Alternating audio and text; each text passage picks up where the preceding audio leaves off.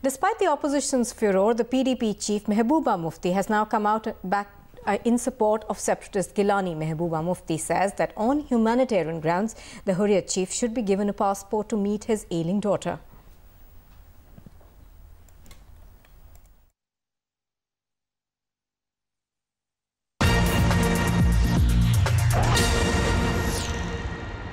कि किसी भी दुनिया में, किसी भी मुल्क में ऐसी कोई सरकार नहीं होगी जो इंसानियत के नाते एक बेटी को अपने बाप का से मिलने का जो है मौका फराहम करने में कोई रुकावट बन सकती है।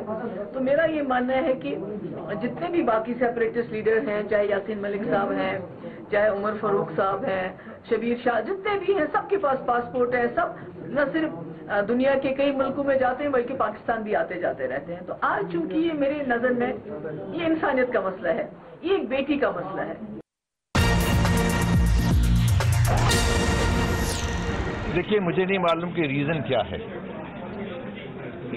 अगर किसी के बच्चे के, किसी के जो है बीमारी का अगर कोई लिए अगर कोई मांगता है या रिश्तों में शादी ब्याह के लिए मांगता है तो वो कंसिडरेशन होता है, नहीं होता है, ये तो केंद्र की सरकार जो है और यहाँ की जो लोकल सरकार जो है, जो प्रदेश की, वो अपनी क्या रिपोर्ट देती है, उस पर केंद्र की सरकार क्या कहती है।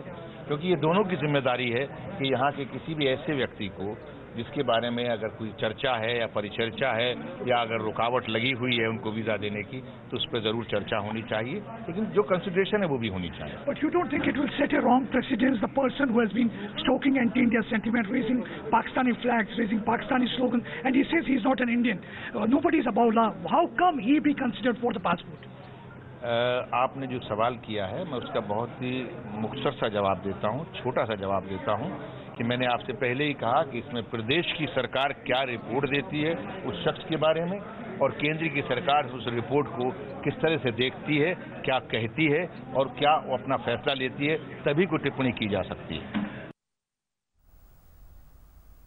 Well, Mir Farid is joining me on the phone line now. Farid, there is a sharp divide in the government as far as the two partners are concerned. The BJP and the PDP seem to be very deeply divided on this. What are you hearing from the government?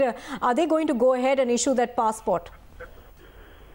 Well, it seems so. Ultimately, it's boiling down to that particular point where it seems the passport will be issued. But as of now, still, we're seeing that there are contradicting statements coming in from the coalition partners.